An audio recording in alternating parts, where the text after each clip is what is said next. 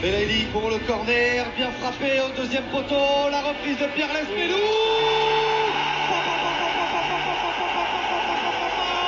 Vous parlez avec Lorenzi qui est là, le directeur sportif, il est là. Vous parlez avec lui. Moi, je parle pas de Fèvre.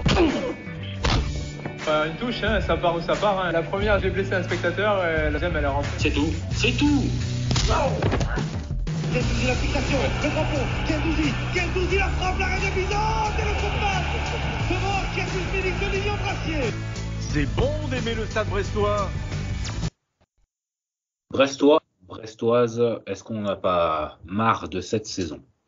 Vivement qu'elle se termine. Bienvenue pour ce 86e épisode de Brest On Air où je suis rejoint uniquement par Fanch aujourd'hui. Yann étant occupé par son emploi du temps ministériel.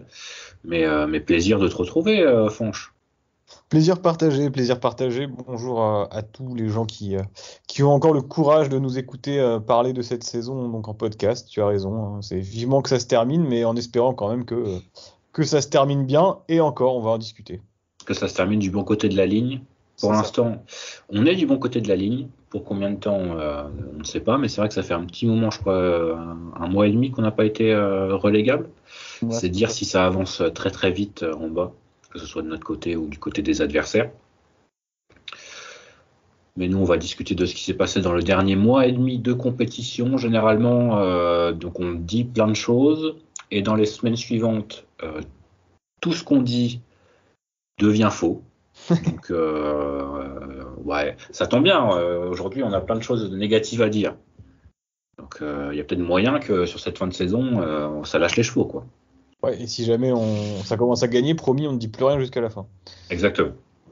Parce que pour rappel, on avait fait un podcast juste après le match de Lens, où Brest sortait d'une série très intéressante à une victoire contre Angers 4-0, un nul à Lyon et un nul contre Lens. On s'était dit, ça y est, c'est bon, la méthode est trouvée, on va enfin pouvoir...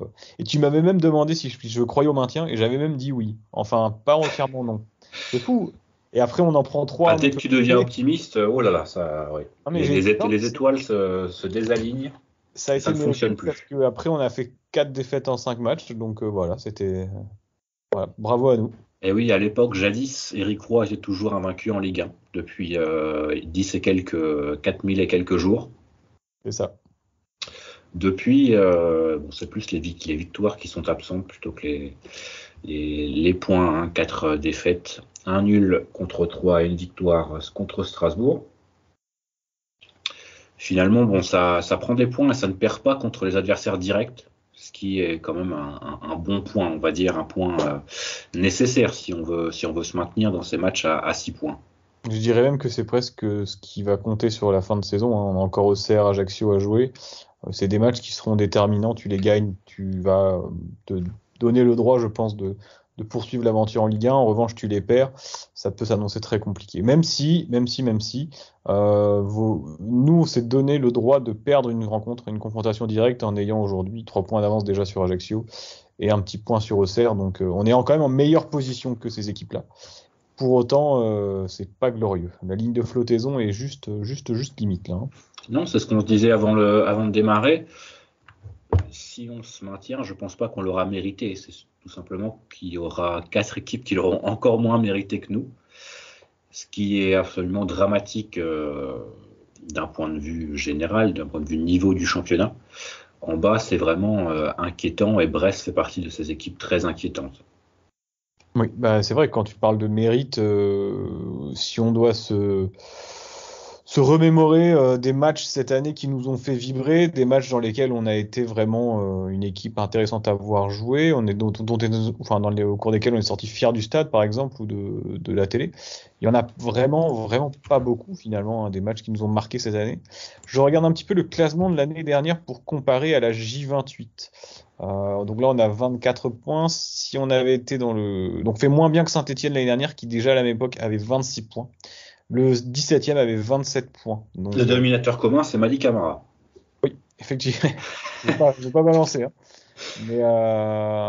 Mais Mais comme quoi, sur une saison un petit peu. Là, c'est une saison où les équipes n'avancent pas. Alors, je pense qu'il y a eu aussi. C'est lié au 4 décembre, des équipes qui ont peut-être joué plus mesurées. Et sur la saison encore d'avant, je regarde en direct, hein, peut-être que je vais me contredire. Mais sur la saison donc 2020-2021, ouais, c'est ça. Le 18e avait 25 points et le 17e avait 27 points. Le 16e, 30 points. Donc, c'est un championnat où les équipes de queue de peloton avancent vraiment très lentement, comme des sprinters en montagne. Et quand on prend un peu, tu parlais des matchs qui nous ont fait vibrer, alors on peut parler des matchs nuls, mais déjà si on diminue notre échantillon aux victoires, ça fait que 5 matchs sur 28. On a été content 5 dimanches sur 28 cette saison, ce qui fait quand même très très peu, hein, on va pas se mentir, c'est pas une saison glorieuse que l'on vit. Il y en a une à domicile, 2 à domicile contre 3 et Angers, ouais. Et c'est tout. C'est tout, contre 3 et voilà. Angers. C'est tout. 2 victoires à domicile, voilà. Il y a 2 matchs, voilà, on a été content contre Marseille, voilà, en sortant du stade aussi en début de saison.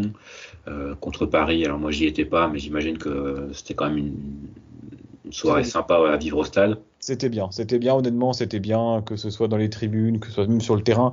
Alors, on peut reprocher aux joueurs, je pense, peut-être d'avoir tenté un petit peu, pas le tout pour le tout, mais d'avoir joué, trop joué peut-être, et pas préservé ce point qui, contre Paris, était complètement un point bonus. Pour autant, je trouve que c'était bien de leur part d'essayer de gagner, parce qu'on le leur aurait reproché s'ils ne l'avaient pas essayé, parce qu'on voyait que c'était un pari qui n'était pas très concerné. On l'a vu d'ailleurs le dimanche dernier contre Rennes, ils se sont fait battre alors que c'était pas un Rennes extraordinaire. Brest avait le moyen de prendre ce point du nul. Ils ont été battus par une action je dirais même pas une action de classe, mais avec des joueurs comme Messi et Mbappé. Bon, ils ont joué sur leur qualité, et évidemment on s'est fait transpercer, mais pour le reste, Brest méritait au moins le match nul, je pense. Et je leur reproche pas d'avoir joué. Si on descend et qu'il nous manque un point, pour moi, ce sera pas ce point-là qui nous fera défaut. C'est sur d'autres matchs où on n'a pas fait ce qu'il fallait. Ouais, c'est totalement. Je te rejoins totalement là-dessus. Mais c'est vrai qu'on vit une saison quand même assez pauvre, surtout par rapport aux attentes un peu qu'on avait soulignées en début de saison sur le premier podcast. On passe pour des guignols, évidemment, on a l'habitude. Mais c'est vrai qu'on parlait de milieu de tableau, d'un maintien quand même assez relativement confortable. On n'y est pas du tout. D'un point de vue positif, on va dire qu'il y aura quelque chose à jouer jusqu'à la fin de saison. C'est-à-dire qu'on va vibrer, on va avoir des sueurs froides, mais au moins on va vivre des choses, quoi. Bon, la saison de Clermont, elle est sympa, mais la saison de Clermont, elle s'arrête. Elle est terminée là déjà. C'est nul. Voilà, c'est nul. Alors, pour revenir sur les ambitions, c'est vrai qu'on avait parlé d'un milieu de tableau et d'un maintien plutôt facile à obtenir. Je dois également rappeler que sur les réseaux sociaux, il y avait pas mal de gens qui avaient évoqué l'Europe. Hein, je ne veux pas balancer, mais recrutement incroyable, il faut viser l'Europa League. Masterclass de Lorenzi. Bon, on ronfle, comme dirait l'autre. Moi, effectivement, je m'attendais à un maintien plus serein. Je crois que j'avais parié une 13e place, quelque chose comme ça, sur le tweet qu'on avait mis. Et si on savait en plus que le 17e avait 25 points après 28 journées, 23 points après 28 journées, oui. On peut se dire que le maintien, normalement, ça aurait dû être, on va dire qu'on aurait dû être à la place de Nantes ou Clermont, là. Bah, surtout avec la saison qu'on a faite précédemment, on finit 11e. Normalement, tu te dis, bon, tu as des bases solides pour construire.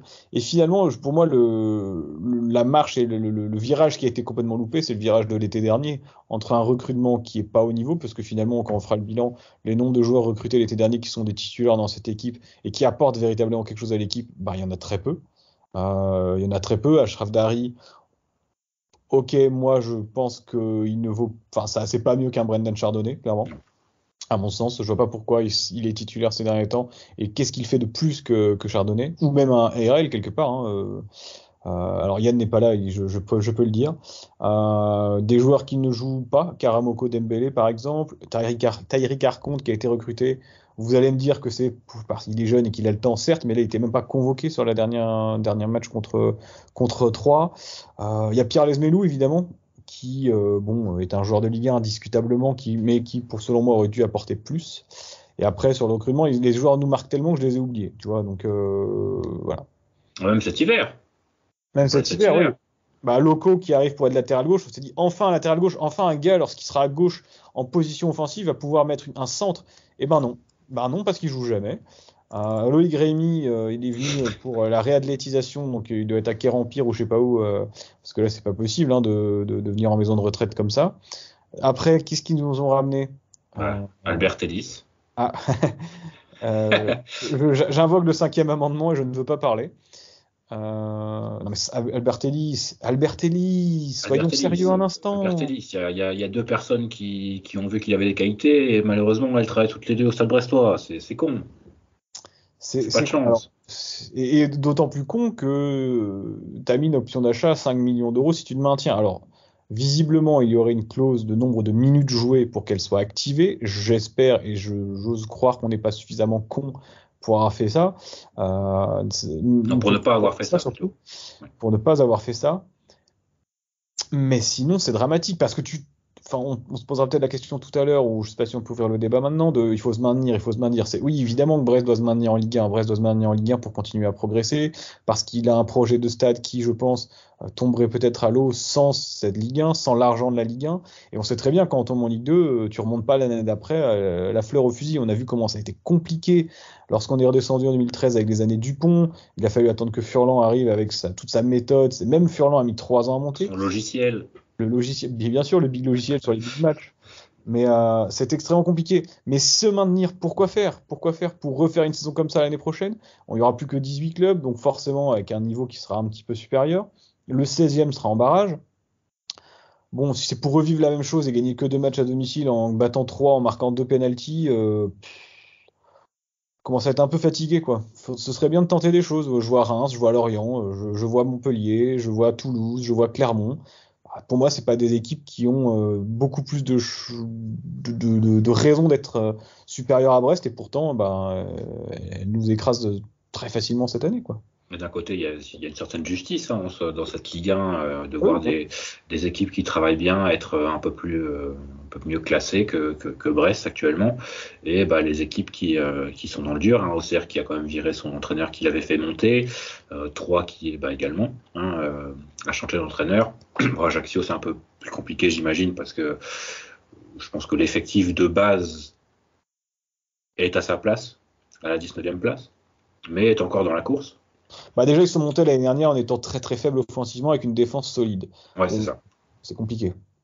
Mais oui, tu as parfaitement raison. Pourquoi Quelles sont les raisons qui feraient que Brest mérite de rester en Ligue 1 cette saison et le ferait et l'année prochaine surtout? Quel est le projet porté pour l'année prochaine?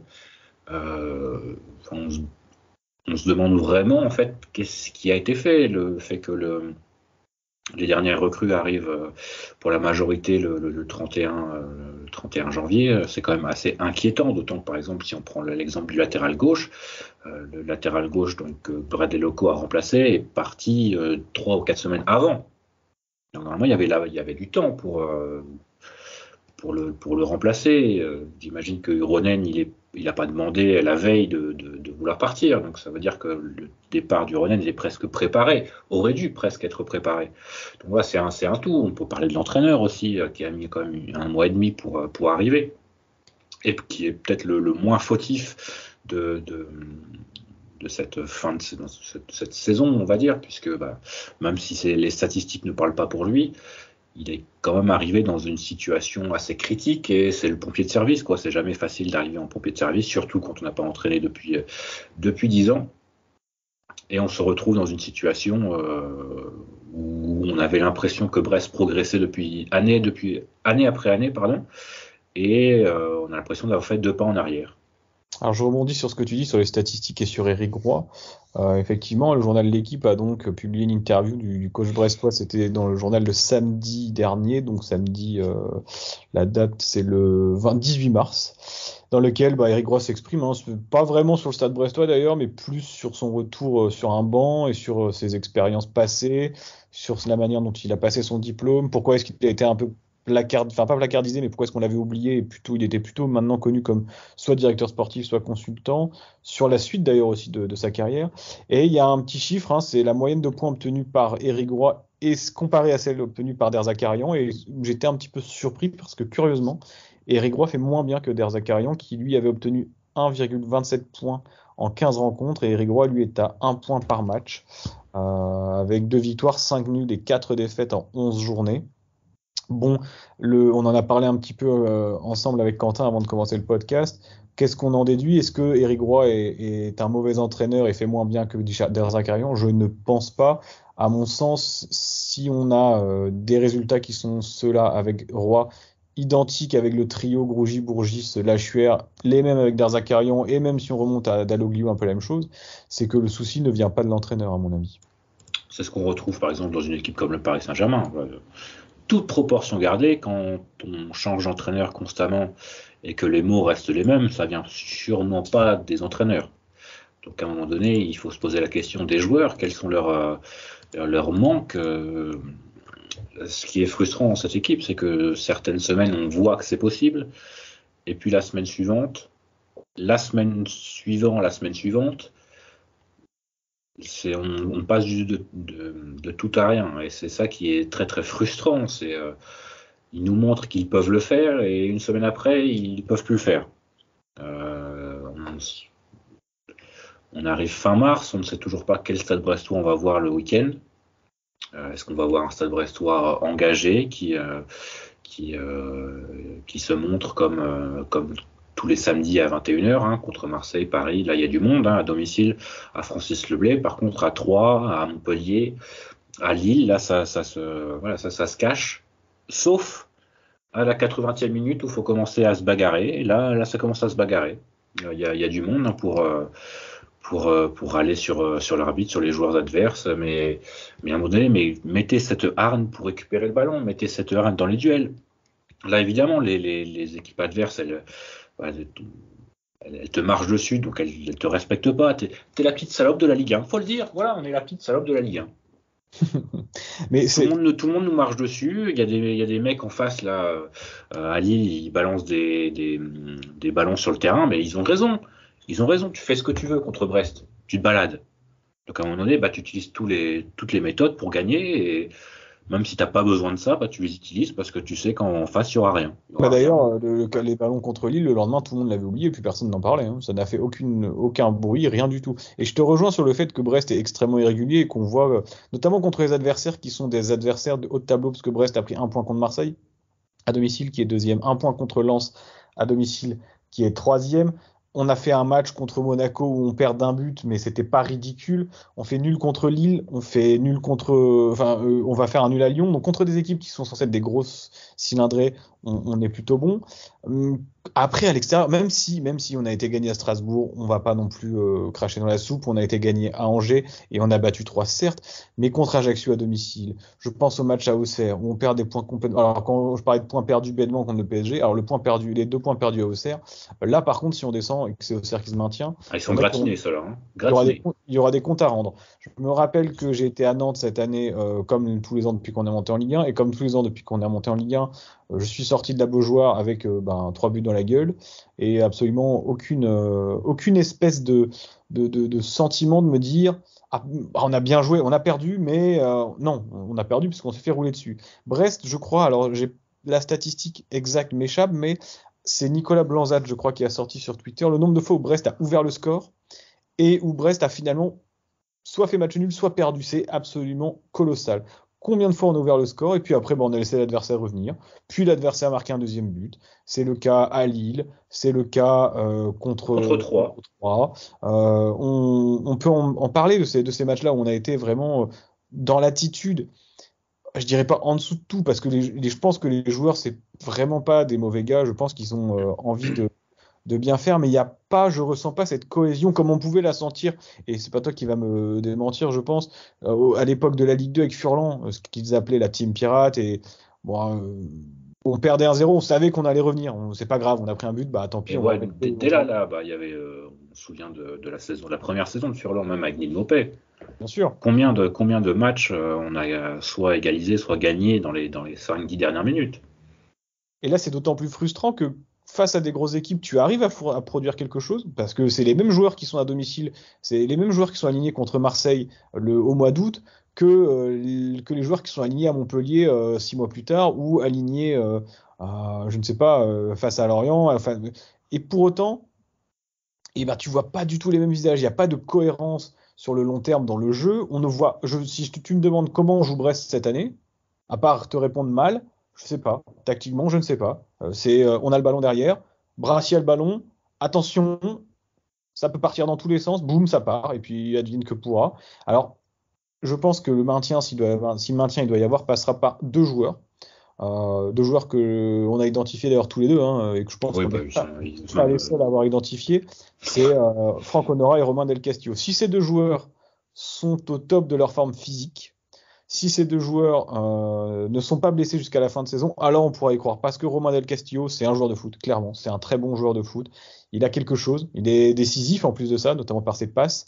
Je le trouve vraiment très intéressant. Franck Honora, il a quand même s'il a des difficultés par rapport à la saison dernière, il marque contre le PSG, il marque contre Strasbourg. Il n'est pas bon à 3, mais après ça peut arriver. Si ces deux joueurs-là sont en état, on peut espérer. Sans eux, c'est foutu. D'ailleurs, tu avais prévu de les mettre quelque part, Honora et Del Castillo. Oui, dans le congélateur. C'est très important. Très important, donc du lundi au samedi, de le mettre dans le congélateur, de les sortir le dimanche matin, surtout pas oublier, parce que sinon, évidemment, il reste congelé pour le match, ce qui n'aidera pas le club. Et de les remettre, bien sûr, immédiatement après la rencontre, ne pas oublier, même si on sait très bien que c'est jamais bon de remettre un produit congelé, décongelé au congélateur. C'est pas à toi que je vais l'apprendre, mon cher François, bien sûr. Mais ouais, c'est évidemment les deux joueurs décisifs, presque les deux seuls joueurs décisifs, puisque les deux seuls joueurs qui arrivent déjà à faire une passe à plus de 15 mètres. Ce qui quand même en tant que joueur de foot, c'est quand même assez important. Et tu parlais de la façon dont Brest jouait. Ce qui est fou, moi je regarde pas mal de matchs, que ce soit en Ligue 1 ou à l'étranger, mais vraiment on a l'impression qu'il n'y a que Brest qui joue comme Brest, qui a peur, on est fin mars, on n'a toujours pas l'impression qu'il y a 11 mecs qui se sont découverts hier, qui jouent pour la première fois avec eux. On n'a pas l'impression qu'il y ait d'automatisme entre les joueurs. C'est vraiment très très compliqué. Le milieu de terrain est absolument pas au niveau Ligue 1. Il y a pas mal de gens qui critiquent le positionnement de Pierre Lesmelou.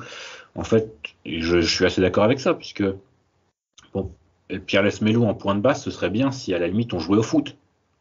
C'est-à-dire que si lui, on le trouvait pour être le premier relanceur. Mais là, il n'y a pas de premier relanceur. Le premier relanceur, c'est Brassier ou Dari qui envoie une chiche devant. Donc, met Pierre Lesmelou dans les deux devant et met quelqu'un qui en plus est un peu plus vif que Pierre Lesmelou pour faire l'essuie-glace au milieu de terrain, quoi. Vraiment, Comment est-ce que toi tu expliques cette qualité de pauvreté dans le jeu brestois, dans la prestation collective semaine après semaine? Parce que généralement, quand on fait des bons matchs, c'est aussi des bons matchs au courage, dans le combat, mais c'est pas des bons matchs parce qu'on a été extraordinaire dans le jeu en se procurant 15 occasions. C'est plutôt parce qu'on a répondu dans le physique, dans le duel, et qu'on n'a pas laissé l'adversaire développer son jeu, et qu'on a parfois été transcendant sur un ou deux contres.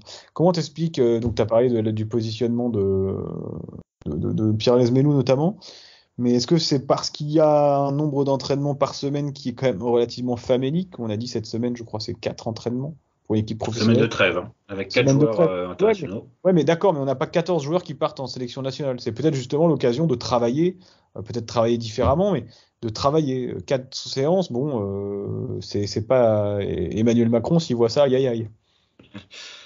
Ça crée de la dette au Stade Brestois. Je te dis, ça crée de la dette. Déjà, on a c'est un problème qui quand même qui est mentionné régulièrement, c'est qu'on a vraiment un gros problème de joueurs décisifs dans l'axe du terrain.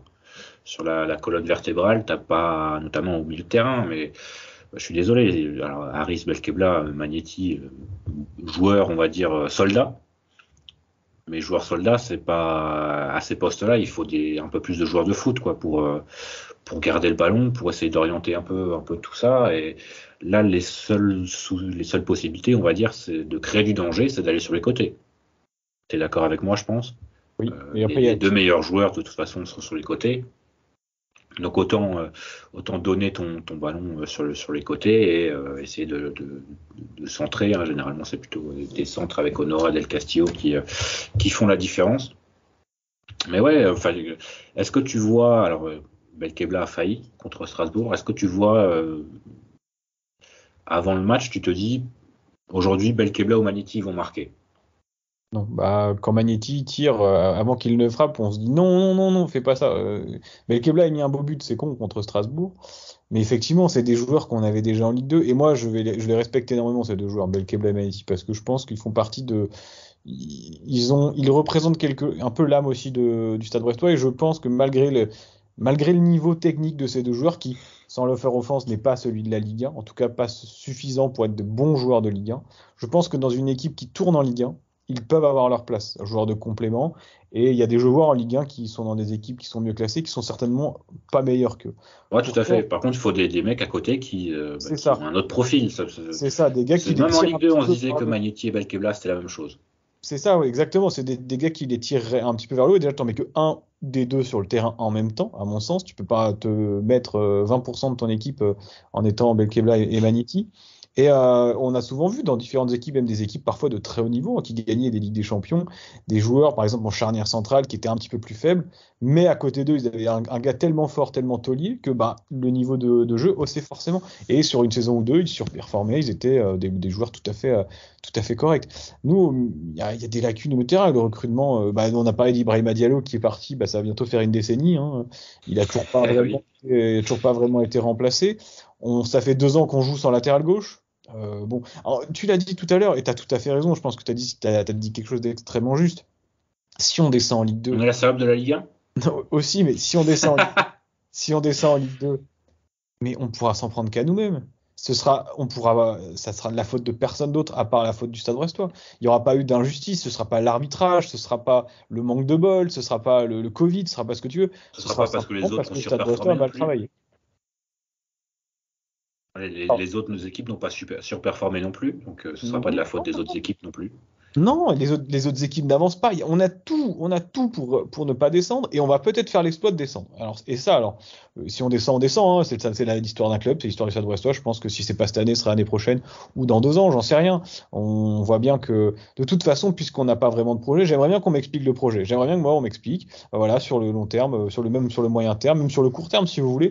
Mais on va essayer de mettre ça en place. Là, qu'est-ce qu'on va essayer de mettre en place? Ne me dites pas qu'il y a un projet quand vous faites jouer un mec qui est censé être défenseur central ou défenseur droit latéral gauche, quand vos Et pourtant, alors je te coupe, excuse-moi. Et pourtant, je pense que c'est l'un des mecs sur lequel on peut le moins taper. Ah mais complètement, Jean-Kévin Duverne, complètement. Le gars, il fait absolument ce qu'il peut, mais c'est pas de ça. Le gars, il est pas latéral gauche. Il va pas devenir gaucher par l'opération du Saint-Esprit. Donc un latéral gauche, un latéral droit à gauche depuis 2 ans. Magnetti, Belkebla qui sont de bons joueurs de complément, de bons joueurs de Ligue 2, je dirais, qui enchaînent les matchs de Ligue 1 depuis 2 ans, 2 ans et demi. Offensivement, si Steve Mounier n'est pas là, je sais pas ce qu'on a prévu depuis pareil 2 ans, 2-3 ans. Il y a rien. Il y a pas. Est-ce que tu as souvenir d'un autre attaquant de Brest en Ligue 1 depuis qu'on est monté que Steve Mounier? Il y a le meilleur buteur du club cette saison. Steve Mounier? Non. Ah oui, Jérémy Le Doiron. Eh oui. Ah oui, non mais. Et pareil, on peut pas non plus cracher sur lui. Duverne, hein. Sauf que le problème, c'est que si Jérémy Le Doiron est le meilleur buteur de ton équipe en Ligue 1, c'est qu'il y a un souci. Voilà, exactement. Parce que Jérémy Le Doiron aussi, moi je suis pas un immense volontaire qui peut mais le gars, pareil, niveau technique. Et pas de souci, Jérémy Le Doiron, je pars avec lui en Ligue 2, il n'y a pas de problème. Moi, mettra entre 10 et 15 buts. Et quand tu vois la difficulté que c'est de monter en Ligue 1 et comment on a galéré sur des matchs, et la dernière saison, c'était tellement l'euphorie, et on a tout, franchement, la dernière saison avec Furlan, on a quasiment tout gagné. Et si tu regardes bien le classement, on monte avec 3 points d'avance sur 3 uniquement. Donc c'est que c'est vraiment très dur.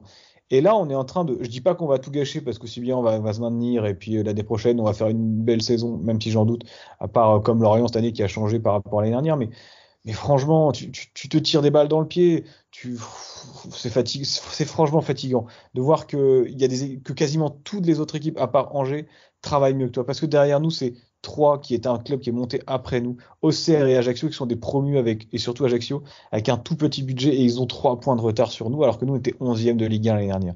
Donc moi, je suis un peu agacé par le manque pas le manque d'ambition, parce qu'on nous dit que Brest a de l'ambition, ceci, cela, mais par le manque de cohérence du projet. Moi, je sais pas comment tu vois le projet brestois, si pour toi, il y en a un déjà.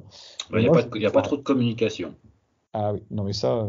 Donc c'est difficile de voir un quelconque projet. Alors j'imagine qu'il travaille de son côté, mais ce serait quand même bien d'avoir un petit avis du président une fois tous les 36 du mois. Une fois par an déjà, ce serait bien. Oui, bah voilà, quelque chose, quoi, un truc, une phrase, un mot, une lettre, quelque chose qui puisse nous dire qu'il fait des choses. Alors le nouveau stade évidemment, mais est-ce qu'il y a autre chose que j'aime bien le rappeler, mais l'une des premières choses qui a été mise en place quand Denis Le Saint est arrivé, c'est sb29.bz/business. Oui. Ah oui, le site business qui d'ailleurs ne marche plus sur le site internet. Mais est-ce qu'on peut avoir un peu de football? Quel est le projet? Est-ce qu'on va augmenter le budget? Est-ce qu'on va le perdre? Est-ce qu'on va enfin avoir un 3e terrain pour le centre de formation? On a beaucoup de questions qui restent sans réponse et on se pose des questions. En parlant du site internet, dans les news, il y a marqué D2 féminine Strasbourg-Brest 2-0 pour Brest. Tu cliques sur le lien. Ah oui, ils ont perdu. Du Telegram, parce qu'ils sont pas foutus de faire eux-mêmes leur résumé. Et c'est en fait, elles ont perdu. Ouais. Pardon, mais ça me fait rire.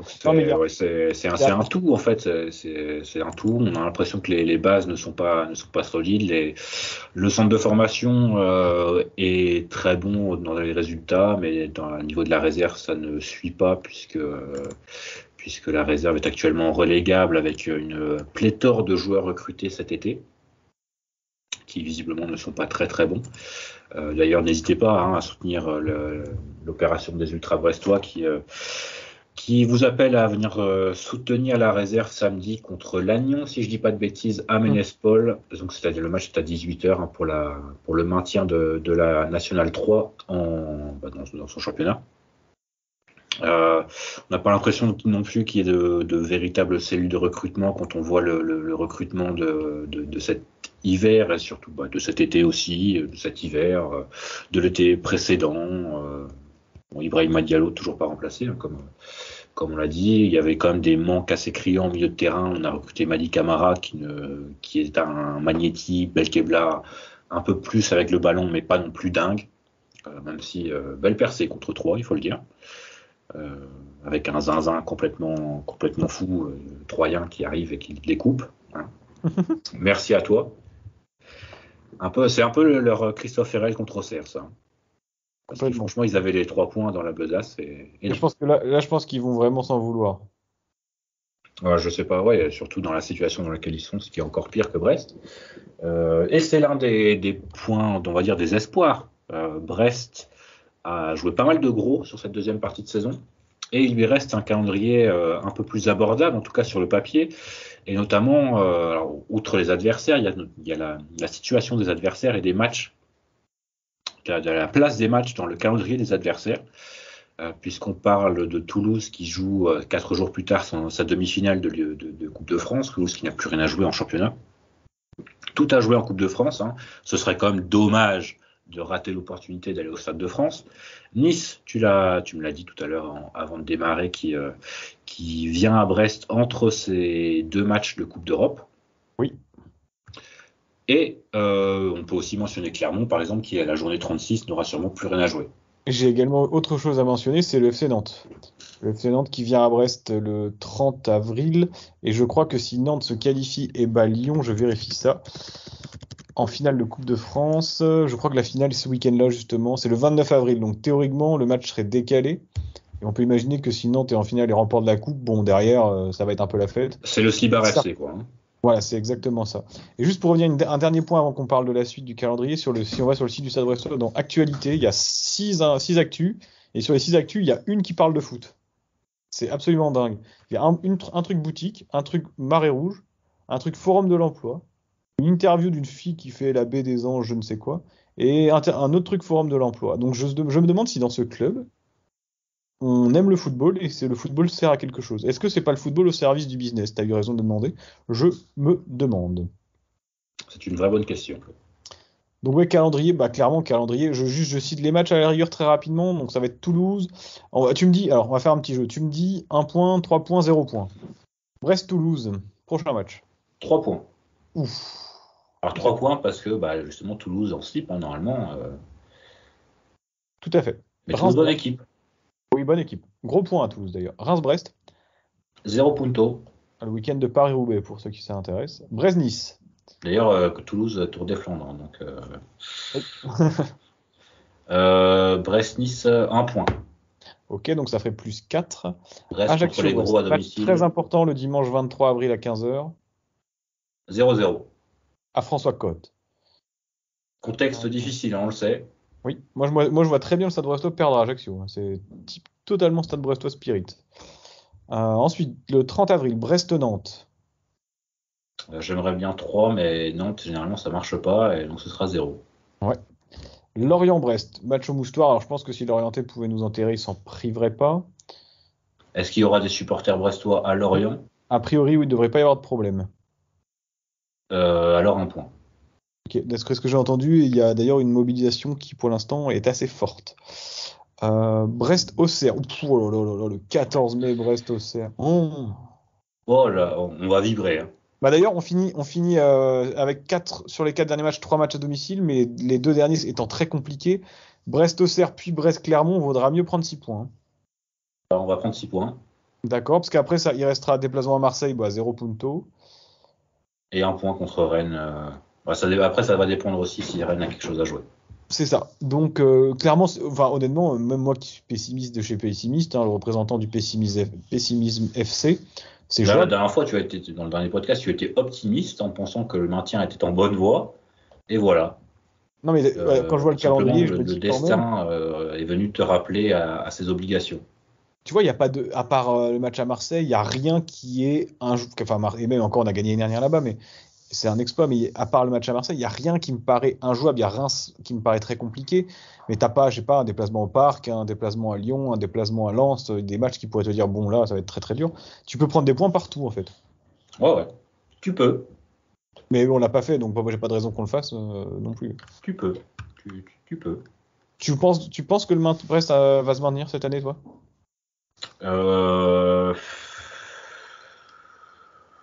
Oui. Et est-ce que tu penses que c'est une bonne chose?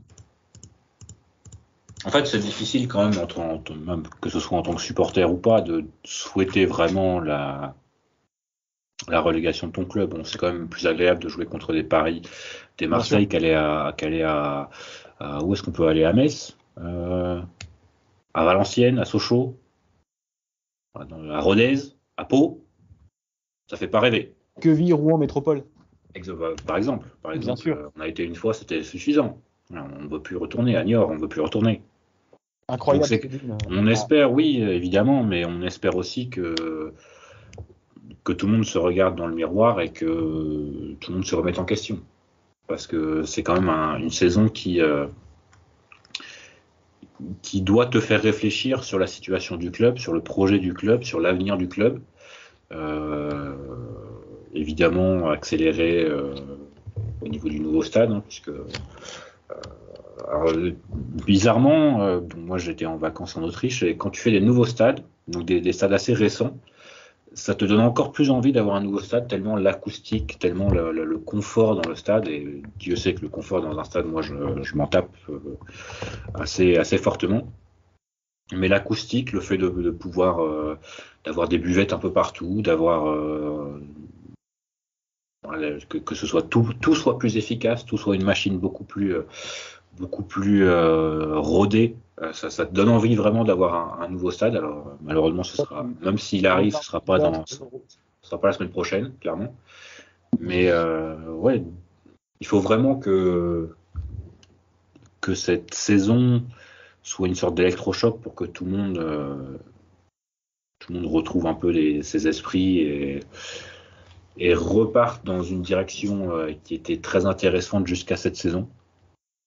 Et puis clairement, il y a eu je pense un virage qui a été raté au niveau du recrutement cet été.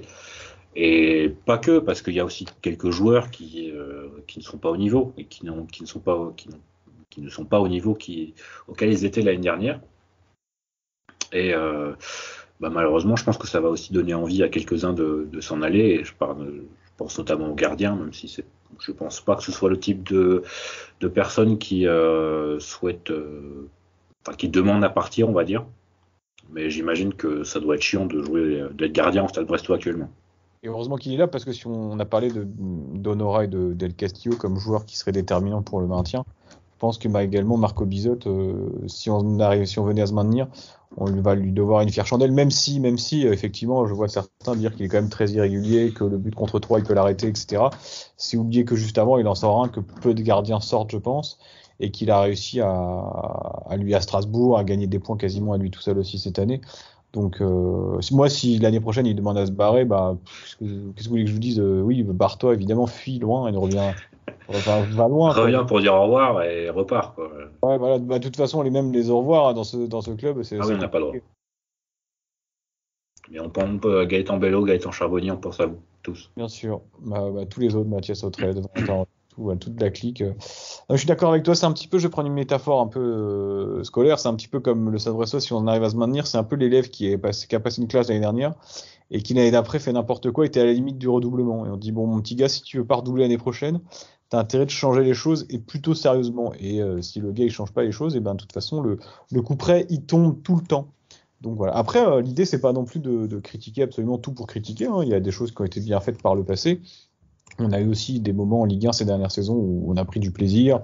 L'année dernière, il y a des choses qui étaient bien, vraiment, il y a des choses qui ont été bien faites, mais il faut être honnête pour le dire, mais également assez lucide pour dire que voilà, cette année, quand tu regardes le Stade Brestois, clairement, moi je m'ennuie, hein, il n'y a pas à dire. Il y a absolument aucun plaisir. Aucun plaisir, voilà. Moi j'ai la sensation depuis un an là que les dimanches après-midi, ils sont gâchés par le Stade Brestois.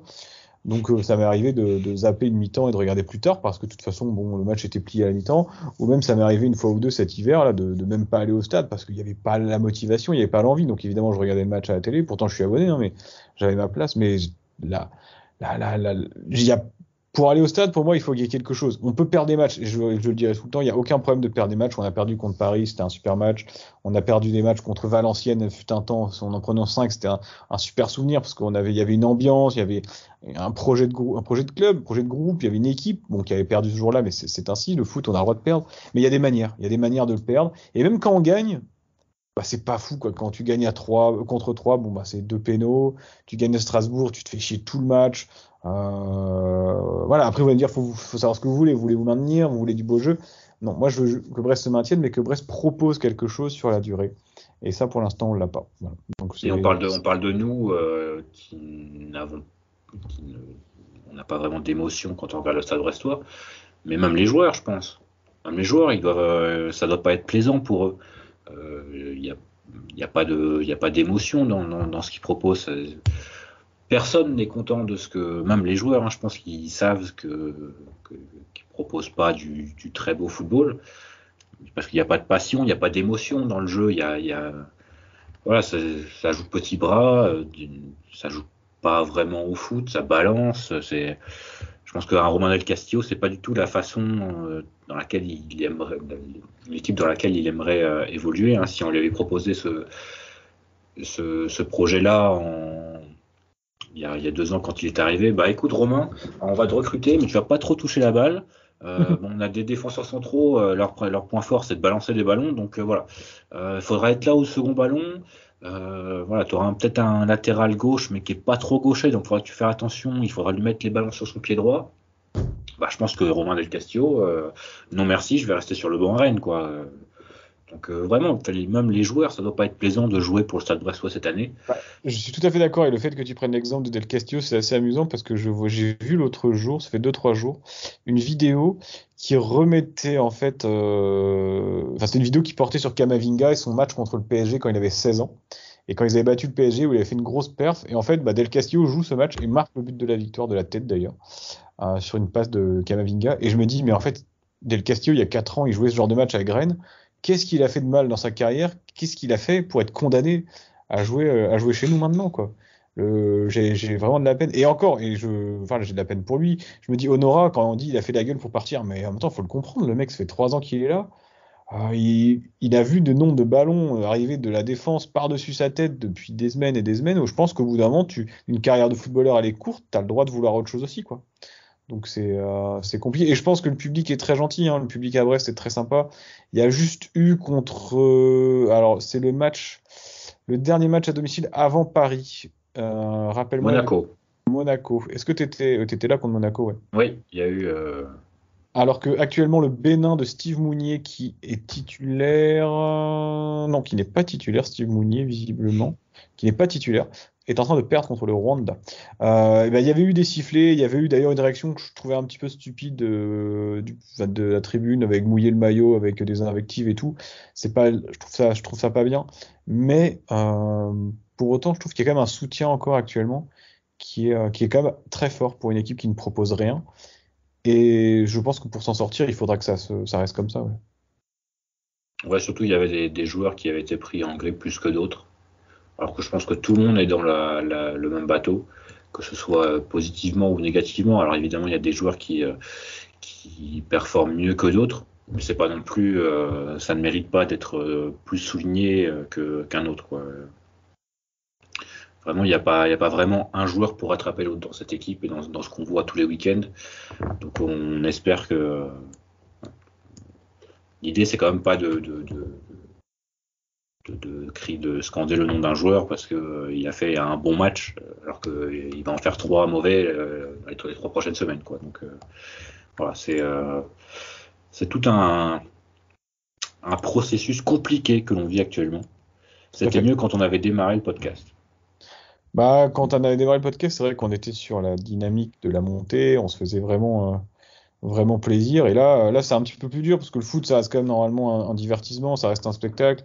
En déplaise à Antoine Comboiré ou Michel Darzacarian, c'est des moments où tu prends du plaisir au stade, il y a de l'émotion. Et là, cette année, je dirais presque que c'est de la souffrance à certains égards. Hein. Il y a des choses, tu te dis mince, mais je vais aller voir l'homme Maria jouer, ce sera plus drôle, quoi. T'as l'impression de devenir le cliché du club de Ligue 1. Oui, tout à fait. Qui recrute un entraîneur français dans sa cinquantaine qui est passé par un autre club de Ligue 1 avant, avec une équipe qui joue pas très bien au foot. On a l'impression d'être un club de Ligue 1 de base, quoi, où personne ne parle de toi en tant que bien, comme Reims, Lorient par exemple cette saison. Personne ne parle bien en tant que mal, comme Angers. T'es juste là, quoi. T'es là, tout le monde s'en fout de toi, sauf tes supporters. Tu fais pas de bruit, mais voilà, t'es là, quoi. Je sais pas ce que tu fais là, mais t'es là. Voilà. Super. On va arrêter là. Ça valait le coup. On va se tailler les veines, et puis ça va aller mieux après. C'est que du football. Il y a des choses plus graves qui se jouent. Fanche, je te remercie. Bon, on a fait le tour, hein. On a fait le tour. Très bien. Ce qui est une bonne nouvelle, c'est qu'on a dit plein de choses mauvaises, donc ça va aller mieux. Oui. Bien sûr, si ça va mieux, on va se taire jusqu'à la fin de saison. Et si ça va pas mieux, on continuera à dire ce qui va pas. N'hésitez pas bien sûr à réagir hein, si vous avez des choses négatives, positives. Sur le podcast, généralement c'est plutôt le son. On espère que ça va se décanter dans les semaines voire mois à venir, peut-être pour la saison prochaine. Ça va être. Il y a des petits trucs qui se préparent peut-être pour ce podcast. Sur ce, bonne trêve à tous. En espérant juste que si on a un bon son dans les semaines à venir, ce soit pas pour débriefer des Bresquevilles, quoi. Non, c'est vrai, ce serait dommage. Ce serait terrible. Ce serait terrible. Bonne trêve à vous. Pas de Stade Brestois ce dimanche. On est heureux. Et on se retrouve évidemment à Francis Leblay pour le match contre Toulouse.